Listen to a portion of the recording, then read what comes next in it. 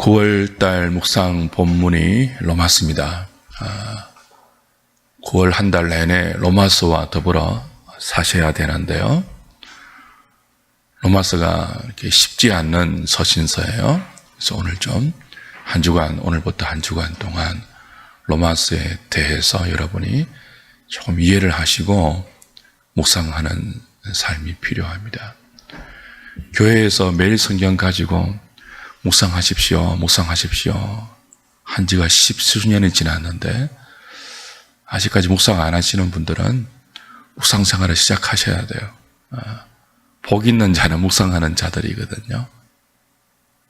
하나님이 묵상을 통해서 복을 주시겠다고 하는데 복을 스스로 걷어차버리면 참 미련한 인생들인 거죠. 로마서는 복음을 다루는 서신서입니다.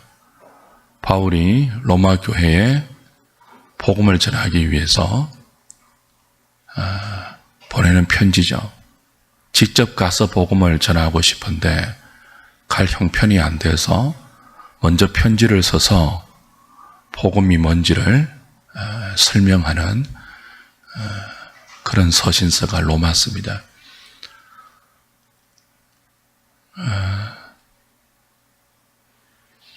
이 복음이 뭐냐라는 것을 이해하는 것이 굉장히 중요합니다. 기독교의 색깔이 달라질 수 있고 여러분이 이해하는 신앙의 내용이 이 복음의 이해에 다 달려 있거든요. 바울은 1장 1절부터 자신은 복음을 위해서 택정함을 받은 하나님의 사도 예수 그리스도의 종이라고 밝히면서 내가 정말 너희에게 가서 이 신령한 은사, 이 복음을 말하는데요. 꼭 좀 나누어주고 싶다라고 예수님을 복음으로 소개합니다. 복음이 누구라고요? 예수님이에요. 하나님의 아들 예수 그리스도를 복음이라 1장 17절까지 그렇게 이야기를 풀어갑니다. 이 복음에는 예수 그리스도에게는 하나님의 의가 나타나서 예수님에게는 하나님의 의가 나타나요. 예수님이 육신을 입고 우리한테 나타나신 바 된 분이잖아요. 근데 나타나신 바 된 예수님에게 또 뭐가 나타나는가 하면 하나님의 의가 나타나요. 그래서 이 하나님의 의가 우리로 하여금 믿음에 이르게 한다.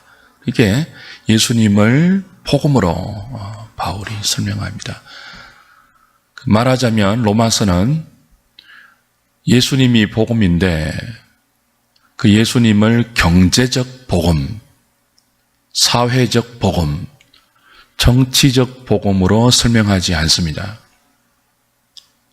예수님이 왜 우리에게 복음이냐? 복음, 유앙겔리죠. 기쁜 소식 그런 뜻이잖아요. 여러분에게 예수님이 왜 기쁜 소식으로 다가오는지를 성경적으로 이해하셔야지 성경적인 신앙을 가질 수 있어요. 왜 예수님이 우리에게 복음이에요? 그걸 이제 1장 18절부터 3장 20절까지 죄론을 다루면서 논증합니다. 사업이 부도의 위기에 있는 사람에게는 어떤 소식이 기쁜 소식일까요? 망하지 않을 수 있는 방법이 기쁜 소식이겠죠. 암에 걸려서 내일 죽어야 할 사람에게 기쁜 소식이 뭘까요? 살 수 있는 방법이 있다는 거잖아요. 가정이 깨어진 위기에 있는 사람들에게 기쁜 소식이 뭘까요? 다시 가정이 하나 될 수 있다는 소식이잖아요. 그러니까 여러 가지 면에서 복음이 다른 방향으로 적용될 수 있고 다른 주제와 다른 내용으로 적용이 될 수 있는데 왜 예수 그리스도가 우리에게 복음이냐 하면 모든 인간이 죄에 빠져 있어서 하나님의 심판을 피할 수 없는데 그 죄의 문제를 해결해 주는 분이 예수님이기 때문에 예수님이 복음이다. 그렇게 바울이 복음을 설명해요. 그러니까 사형리식으로 바울은 복음을 전하지 않습니다. 사형리가 어떻게 우리 복음을 소개했죠? 하나님은 사랑이십니다. 당신의 삶이 질서가 없고 여러 가지 문제와 고통이 많은 것은 예수님을 모시지 않아서 그렇습니다. 이런 식으로 이제 복음을 설명하고 제시하는데, 바울이 로마서에서 복음을 설명하고 제시하는 방법과 순서는 그렇지 않죠. 먼저 뭐라고 한다고요? 당신은 죄인입니다. 그래서 예수님이 필요합니다. 그런 식으로 접근해요. 그걸 이제 1장 18절부터 3장 20절까지 굉장히 논리적으로 논증하고 있습니다. 그러니까 복음을 감정적으로 소개하지 않아요. 복음을 논리적으로 소개하는 것이 로마서예요. 예수님이 우리에게 구원을 주실 때 가장 먼저는 지식적으로 깨닫게 하세요. 그래서 예수 믿는 사람들은요, 논리적이 되어야 돼요. 못 배워도 학문적인 지식이 짧아도 교회에 다니면서 신앙생활을 오래 하고 복음을 자꾸 듣고요, 예수 그리스도 안에 있으면 우리 안에 논리성이 생겨요. 막 함부로 믿는 거 아니에요. 막 무작정 믿는 거 아니에요. 무대뽀로 믿는 거 아니에요. 아무리 무식한 자라도 예수님을 믿으면 많이 배운 박사 못지않는 그 안에 복음에 대한 체계적인 논리성이 생겨요. 그래서 예수 믿는 사람이 말을 잘하는 거예요. 왜냐하면 성경이 우리의 구원을 논리적으로 설명하거든요.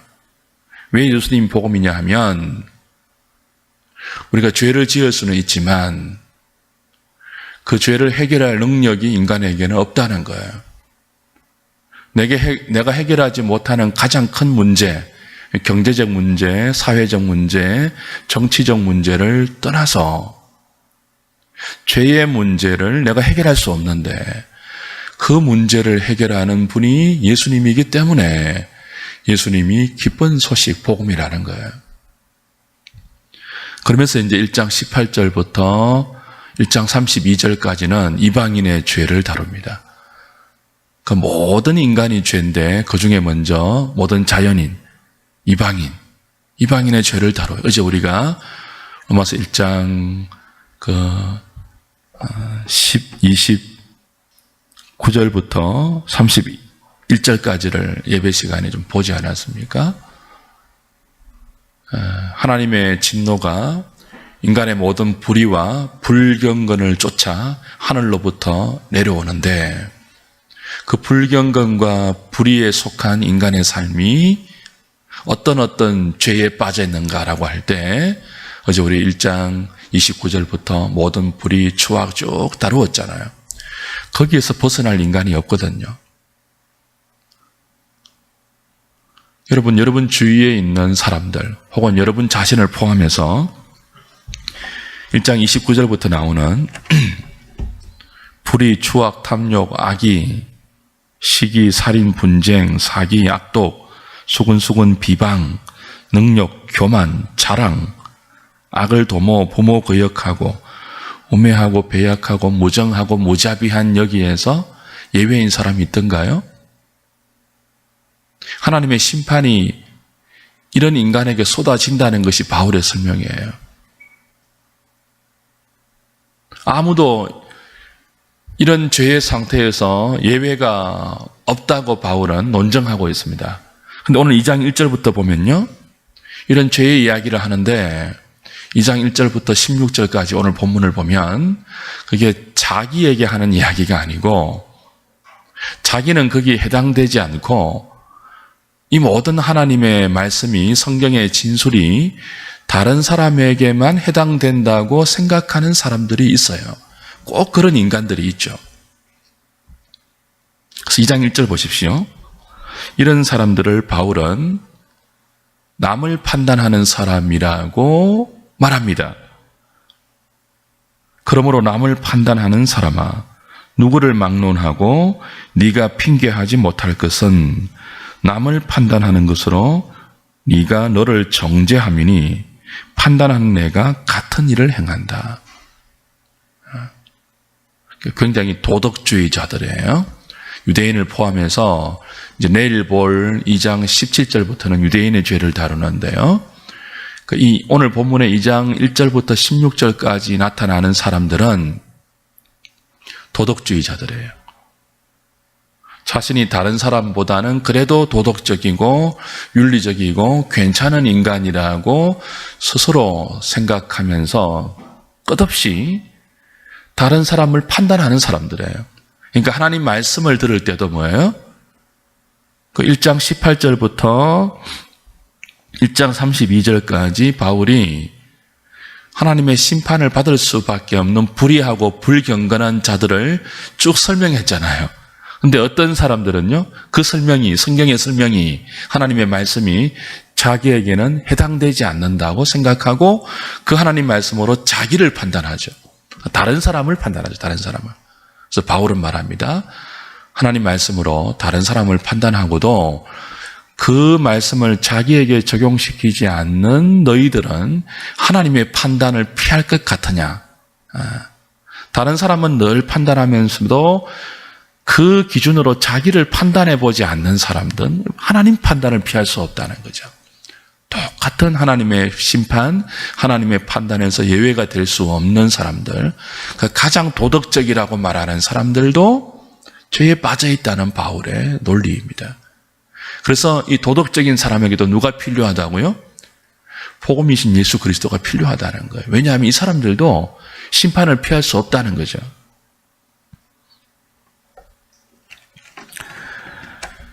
특별히 오늘 본문에 남을 판단하는 사람을 향하여서 하나님의 탄식이 쏟아집니다.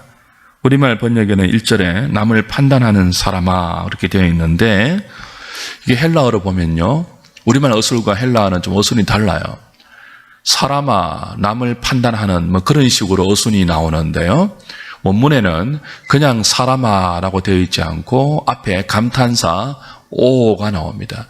오 사람아, 남을 판단하는 이런 식으로 나와요. 근데 오 사람아 이건 감탄은 감탄인데 긍정적인 감탄이 아니고 굉장히 부정적인 감탄이에요. 말하자면 탄식이에요. 이 사람아, 남을 판단하는 뭐 이런 뉘앙스입니다. 그러니까 하나님께서 하나님 말씀과 또 뭐 자기 윤리와 자기 도덕과 자기 기준을 가지고 다른 사람을 끝없이 판단하면서도 자기에게는 그 판단의 기준을 적용하지 않고 자신이 판단하는 다른 사람과 똑같은 삶을 살고 있는 이 사람을 향하여 오, 이 사람아 라고 탄식하는 거예요. 너도 하나님의 판단을 피할 수 없지 않느냐. 근데 왜 네 자신을 돌아보지는 않고 자꾸 끝없이 다른 사람을 판단하고 다른 사람에게 하나님 말씀을 적용하고 미꾸라지처럼 너는 도망가느냐. 탄식하는 거죠. 도망가는 하나님의 말씀에서 하나님의 기준에서 도망가는 사람은 은혜를 받을 수가 없거든요. 하나님께서 은혜를 주시려고 해도 미꾸라지처럼 도망을 가요. 하나님 말씀 앞에 자기를 정직하게 세워서 1장 18절부터 32절까지 나오는 이런 말씀이 떨어지면 그 말씀을 자기에게 적용시켜서 내가 하나님의 심판을 피할 수 없는 존재구나. 내가 불의하고 불경건한 사람이어서 모든 불의와 추악과 악독과 시기와 살인과 사기와 수근수근함과 비방과 그죠? 뭐 악을 도모함과 무정함과 무자비함과 배약함과 이런 21가지의 하나님이 말씀하시는 이 죄의 리스트들이 내 안에 있구나라고 자기에게 적용해서 그 하나님 말씀하시는 자신을 하나님 앞에 내어놓고 살려주십시오라고 하면 은혜를 받아요. 변화가 됩니다. 그때 비로소 예수님이 왜 복음인 줄 알게 되어요. 그런데 하나님 말씀이 자꾸 주어짐에도 불구하고 그 말씀으로 어떻게 한다고요? 다른 사람을 판단하는 사람. 김집사를 판단하고 뭐 장로님을 판단하고 목사를 판단하고 시어머니를 판단하고 다른 뭐 친척을 판단하고 직장의 동료들을 판단하고 자기에게 적용시키지 않으면요, 하나님이 탄식하세요. 구원을 주시려고, 은혜를 주시려고 기다리고 있는데 네가 이런 상태에 있기 때문에 내가 필요하지 않니? 네 힘으로 해결하지 못하는 죄의 문제에 빠져 있어서 그 딜레마에서 헤어나오지 못하는 너를 위해서 내가 독생자를 보내어서 너를 건져서 구원하고 정말 생명의 삶으로 이끌려고 하는데, 네 자신을 그러려면 이 자신을 말씀 앞에 세워서 그 말씀이 너를 해부하고 너를 드러내는 대로 인정하고 하나님 앞에 나와야 되는데, 이걸 어떻게 한다고요? 자꾸 남에게 적용하는 거예요. 하나님이 탄식하죠. 남을 판단하는 이 사람아, 네가 누구냐? 그렇게 계속 있으면 내 판단, 나의 판단, 하나님의 판단은 어려운 판단이거든요. 2절에 보시면 하나님의 심판이 진리대로 된다고 하시거든요. 진리대로 심판하시는 분이거든요. 그 하나님의 심판을 피할 수 없다는 거죠. 6절에 보면 하나님의 심판은 각 사람에게 행한 대로 보응하시는 심판이거든요. 이 심판을 피할 수 없다는 거예요.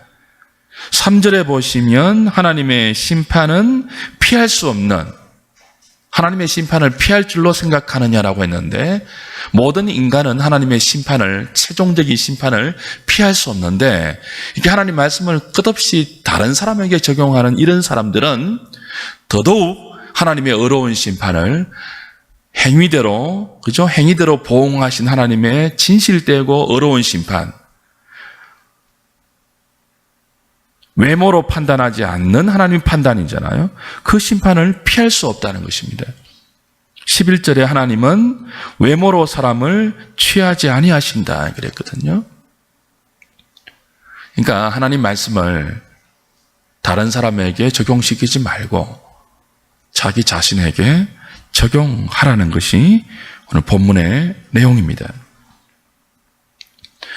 여러분, 우리에게 다 심판이 있는데요, 이 하나님의 심판 앞에서 죄인이 아닌 사람이 없다는 거죠. 바울의 논리입니다.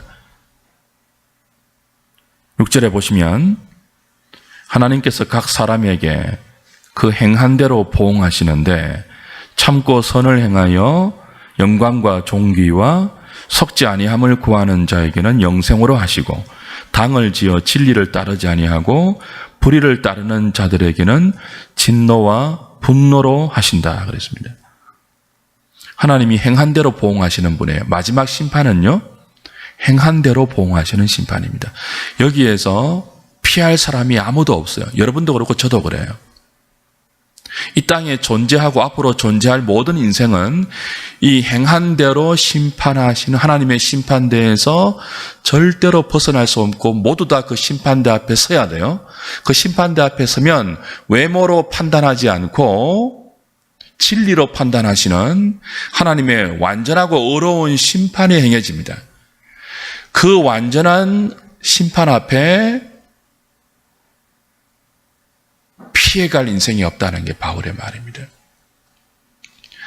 참고 선을 행하는 삶, 영광과 썩지 아니함을 구하는 자에게는 영생으로 하시는데, 하나님 앞에서 선을 행하는 인생이 없습니다. 여기 선은 인간의 상대적인 선이 아니거든요.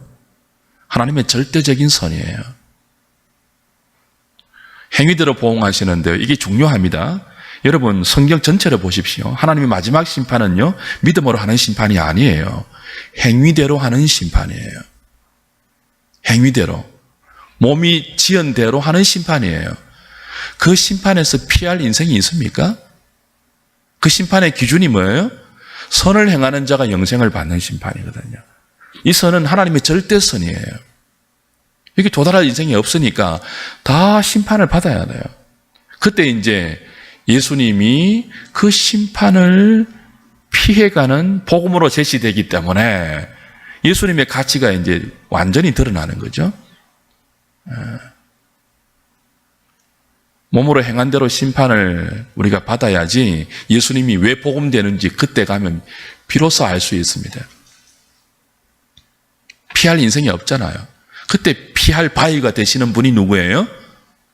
몸으로 완전한 선을 행하셔서 우리의 의가 되신 그리스도가 우리에게 믿음으로 그 의를 전가시켜 주시기 때문에 그래요. 또 하나 보십시오. 12절에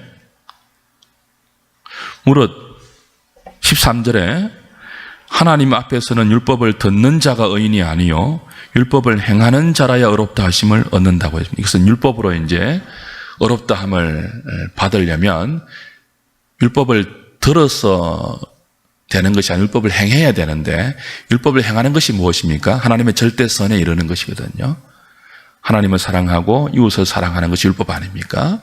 근데 율법을 지키는 자가 없다는 거예요. 그러니까 모든 인생이 다 하나님의 심판에서 벗어날 수 없다는 거죠. 이런 말씀을 하면 꼭 자기에게는 해당 안 된다고 생각하는 사람들이 문제예요. 교회 안에 그런 사람 많거든요. 도덕주의자들. 자기가 의인이 아닌 줄은 인정을 하는데 지옥 갈 만큼 하나님의 영원한 심판에 해당될 만큼 죄인은 아니라고 자기를 보는 거예요. 그러니까 이런 말씀이 자기에게는 해당 안 되는 거예요. 저 악질 같은 누구에게는 해당되지만 자기에게는 해당이 안 되는 거예요. 예수님이 복음이 될 수 없죠. 이런 사람들에게. 예수님에게 살려달라고 요청 안 하겠죠. 자기가 죽을 죄인이 아닌데. 그래서 문제예요. 이런 사람들이 참 문제예요. 하나님이 탄식하신다고, 탄식하죠. 언제까지 그러는가 하면 4절에 보시면 하나님께서 인자하심으로 오래 참으심으로 그죠? 회개할 기회를 주시거든요. 야, 너 하나님 말씀 다른 사람에게 적용시키지 말고 네 자신에게 적용시켜라고 적용할 수 있는 시간을 자꾸 주시잖아요. 지금도 심판이 바로 임하지 않고 회개할 시간을 주시잖아요. 그런데 회개하지 않고 계속 남을 판단하면서 자기에게 그 말씀을 적용하지 않는 사람은 미련한 사람이래요. 고집 있는 사람이래요. 5절에 이런 사람을 향하여서 네 고집과 회개하지 아니하는 마음을 따라 네가 지금 진노를 네 머리 위에 삭고 있다. 그렇게 탄식하십니다.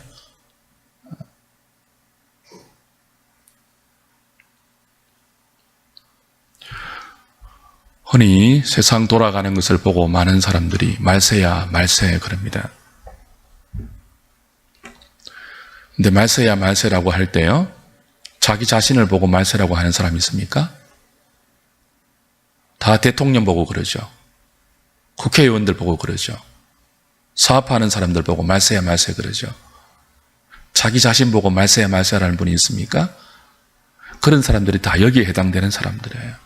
하나님이 탄식하는 사람들. 오, 이 사람아, 네가 누구냐? 네가 말세란 말이야. 네가 네 자신이 말세야 말. 그렇게 하나님 탄식하는 거예요.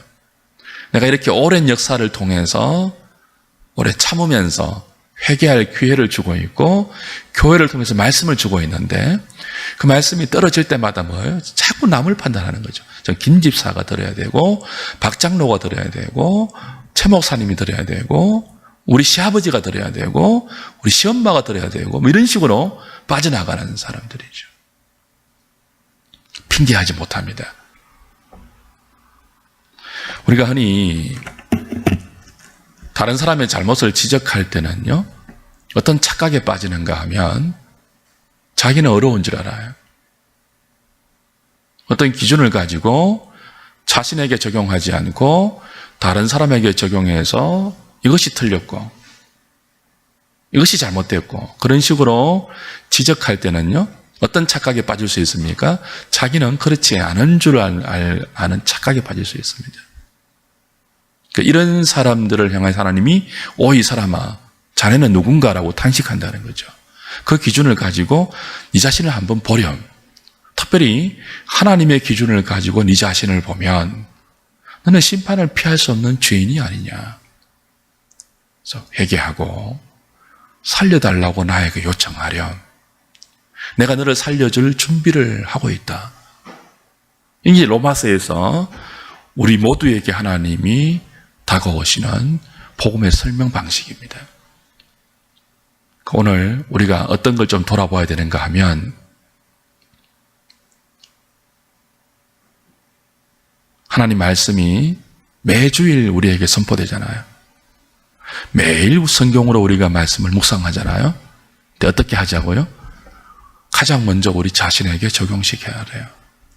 왜 그리스도인의 눈에 눈물이 메마를까요?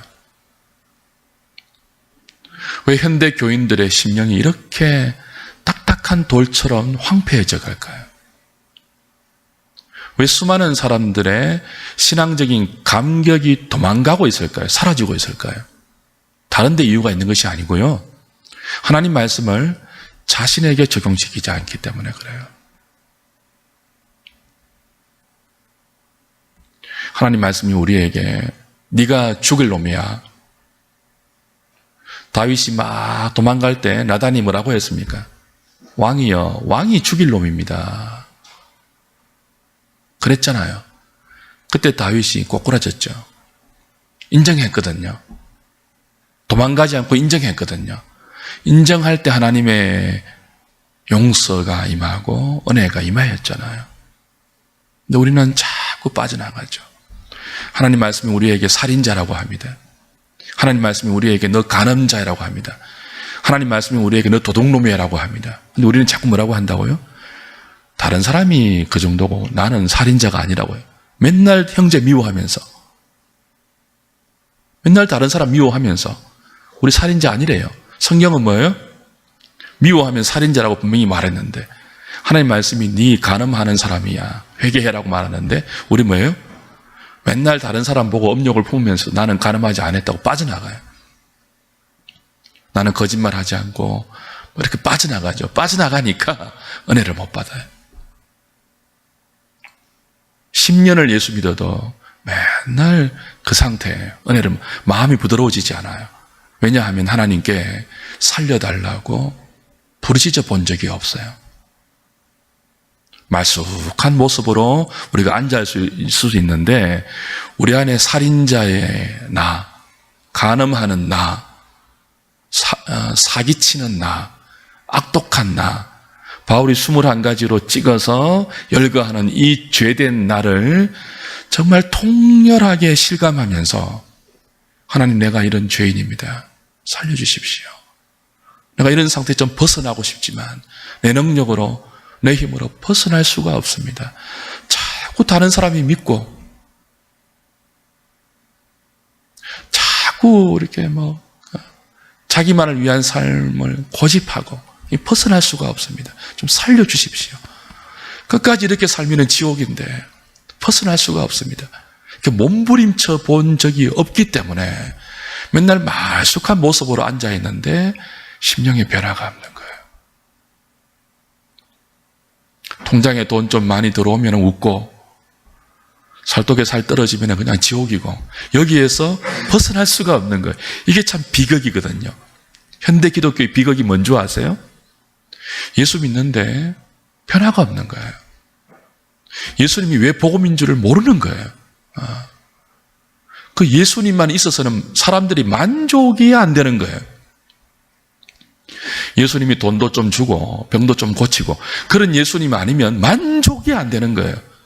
예수님 복음이 안 되는 거예요. 9월 한 달 내내 로마서를 묵상하면서 좀 우리 자신에게 깊이 묵상하는 은혜, 적용하는 은혜가 있으면 좋겠습니다. 하나님, 그렇습니다. 내가 그렇습니다. 다른 사람이 아니고 나에게 예수님 필요하군요. 오늘 아침에 예수님을 필요하다고, 예수님 필요하다고 요청하고 절절한 마음으로 은혜를 구하는 저와 여러분 되면 좋겠습니다. 우리 찬송하고 기도하죠. 179장입니다.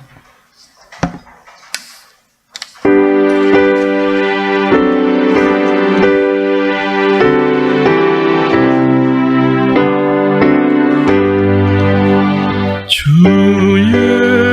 예수의 강림이 가까우니 저 천국을 얻을 자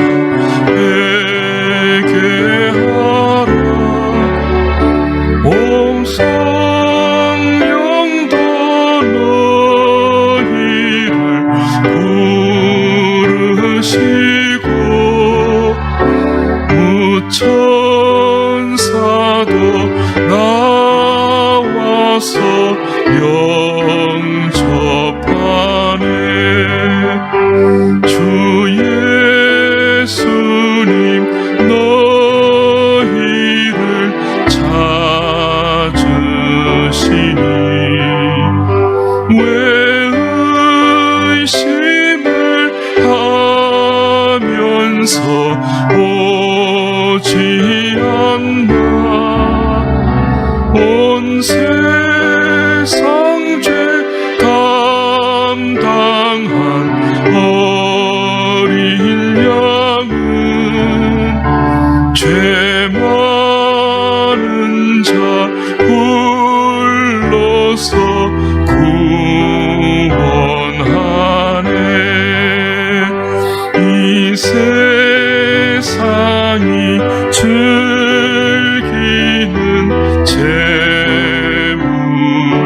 재물로는 내 근심과 고초를 못 면하리 또 숨질 때 위로를 못 얻으며 저 천국에 갈 길도 못 찾으리 내 아버지 주시는 생명粮식 다 배불리 먹고서 영생하라 거두심을 버리고 주께 오면 그 한없는 자비를 힘입으리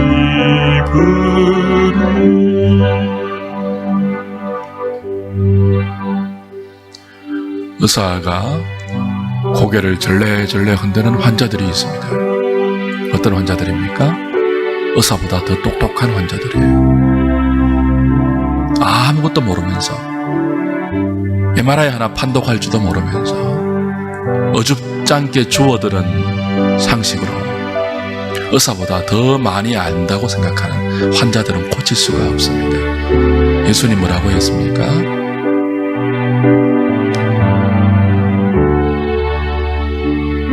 죄인을 위해서 오셨다고 했습니다.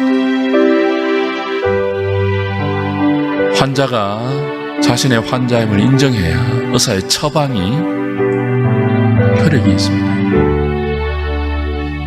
하나님 말씀을 자꾸 다른 사람들에게 적용하고 미꾸라지처럼 빠져나가는 사람은 은혜를 주실 수가 없어요.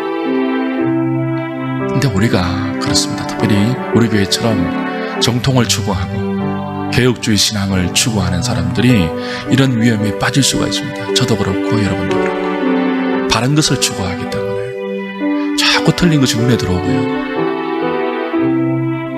그 틀린 것을 지적하다 보면 우리는 어렵다고 착각할 수 있고 하나님 말씀을 자신에게 적용시키지 못하는 교만에 빠질 수가 있죠. 이 아침에 하나님, 내가 죄인입니다. 내가 예수님이 필요합니다. 은혜를 주십시오. 기도하시면서 하나님께 나아가시는 이 아침이 되면 좋겠습니다. 다 같이 기도하시고 자유롭게 들어가시겠습니다.